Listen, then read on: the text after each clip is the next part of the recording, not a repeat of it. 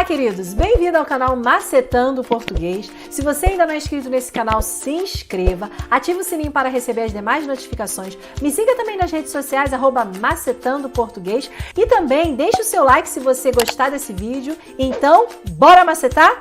Nós estamos estudando desde o vídeo anterior os diferentes parâmetros que classificam as vogais. Nós já vimos no vídeo anterior as vogais classificadas quanto ao aspecto da cavidade. Então, se você não assistiu, é bom você assistir antes de assistir esse vídeo, ok? Porque hoje nós vamos dar continuidade a isso, mas agora analisando o aspecto da zona de articulação. Mas o que seria a zona de articulação? Zona tem a ver com lugar, região. Articulação tem a ver com a movimentação dos órgãos fonadores, aqueles órgãos responsáveis por produzir os sons da língua. Isso significa que a zona de articulação é, portanto, a região em que ocorre a movimentação dos órgãos fonadores, ou seja, também chamados de articuladores. Isso significa também que, no caso dos sons vocálicos, apenas 2 órgãos serão de análise de estudo aqui quanto à zona de articulação, justamente porque as vogais, como nós já vimos, são fonemas cuja corrente de ar passa livremente pela boca. E justamente por isso que apenas 2 órgãos vão se movimentar para gerar diferentes tipos de vogais, que são a boca e a língua.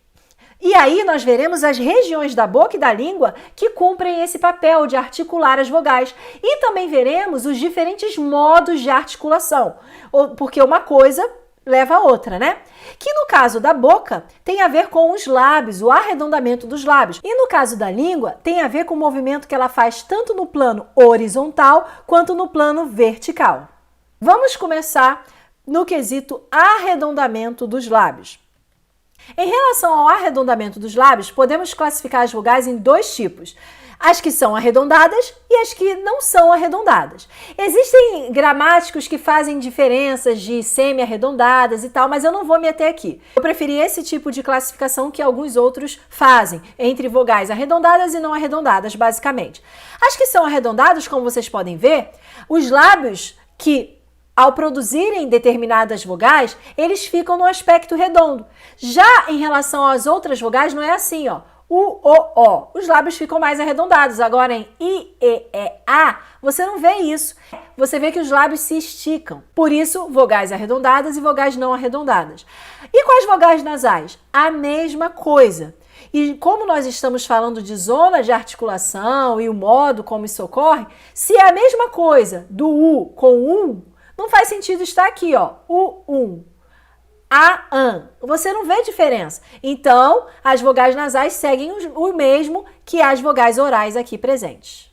Agora vamos falar da língua, pegando o movimento e a região específica no plano horizontal. Primeiramente, vamos ver as diferentes partes que a língua tem. Você tem aqui uma parte anterior da língua, que é justamente essa parte inicial dela. Você tem a parte do meio, chamada de parte central, justamente por isso, e a parte posterior. E aí você observa que no caso da parte anterior da língua, o movimento será para frente, ou seja, a parte anterior da língua se movimentará para frente. Quando a parte anterior se movimenta para frente, é um movimento de avanço, certo? Nesse movimento de avanço, você tem determinados tipos de vogais, chamadas de vogais anteriores, justamente porque a articulação é feita na região anterior da língua. E o modo, no plano horizontal, é de avanço, movimento de avanço. I, E, é o caso dessas vogais. Se você olhar no espelho, você vai ver que a sua língua avança um pouco e é a parte justamente inicial, a parte anterior, que vai para frente. Mas a língua também pode se movimentar para trás. E é justamente o movimento para trás, pegando a parte posterior da língua, que produzirá, consequentemente, os sons vocálicos chamados de vogais posteriores, que é o caso de U, O. Quando você observa, quando você vai fazer o movimento com a língua, você observa que é a parte de trás da língua que vai para trás, que recua. E o caso da vogal A? Bem, a vogal A ela é articulada no centro da língua.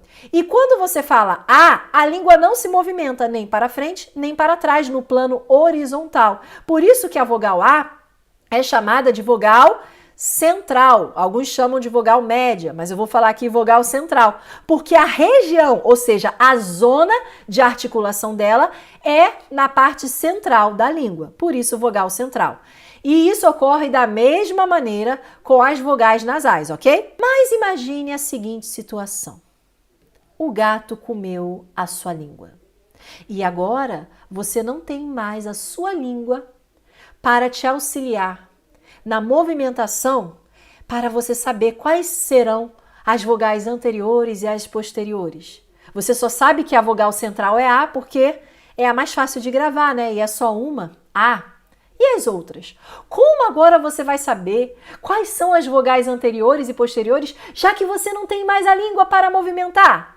Ah, é aí que entra o Macetando. Afinal, esse é um canal relacionado a isso também. Mas ó, não espalhe isso para os foneticistas, pois os foneticistas não vão gostar nem um pouco desse macete.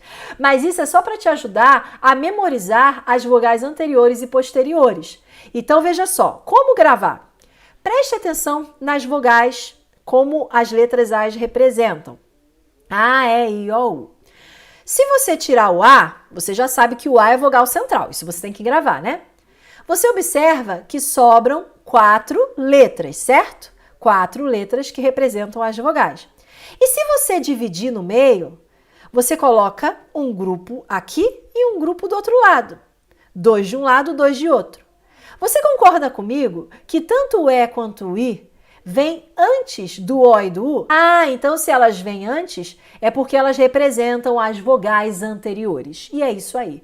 I, E, E. E o outro grupo não vem depois do E e do I? Se vem depois, é porque representa as vogais posteriores. U, O, O. E é justamente isso. Se você for ver, as anteriores são justamente as representadas pelas letras E, e as posteriores as que são representadas pelo resto, né? O e U, que seria U, O, O. Mas olha só, não vai falar que as vogais I, E, são anteriores, porque quando você fala A, I, O, U, o E e o I vem antes do O, U, por favor. A ideia de ser anterior ou posterior, nós já vimos, tem a ver com a região anterior da língua indo para frente e a posterior indo para trás. Isso é só para te ajudar a memorizar, a gravar rapidamente, facilmente, quais são as vogais anteriores e as posteriores, ok? Não vai confundir. Entenda primeiro o sentido para depois ir a esses aspectos de memorização. Mas a língua, quando ela se movimenta, você observa diferentes elevações graduais que ela apresenta. Isso no plano vertical. E é justamente isso que nós veremos no próximo vídeo. Então, se você gostou desse vídeo, gostou do macete, dê o seu like e compartilhe esse vídeo com outras pessoas que precisam saber dessas informações tanto quanto você. E eu te espero no próximo vídeo, hein? Não foge não. Até mais!